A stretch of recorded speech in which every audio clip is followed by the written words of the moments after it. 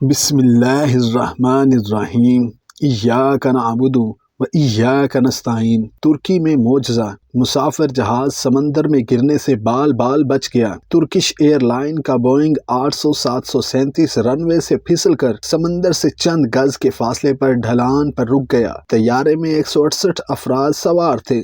جہاز انقرہ سے طرابزون شہر کے ساحل پر واقع ایئرپورٹ پر لینڈ ہوا تھا۔ طیارے میں سوار ایک خاتون نے بتایا، اچانک طیارے کا اگلا حصہ نیچے اور دم اوپر اٹھ گئی۔ طیارے میں خوف و ہراس پھیل گیا۔ لوگ ڈرے ہوئے تھے۔ جیسے ہی طیارہ مٹی میں دھنس کر رکا، ہمیں فیول کی بدبو آئی۔ ہمیں لگا ابھی آگ بھڑک اٹھے گی۔ ہمارے ساتھ حاملہ خواتین اور بچے بھی تھے۔ ایک اور مسافر کے بقول، یہ ایک معجزہ تھا۔ ہم زندہ جل سکتے تھے یا دھماکہ بھی ہو سکتا تھا۔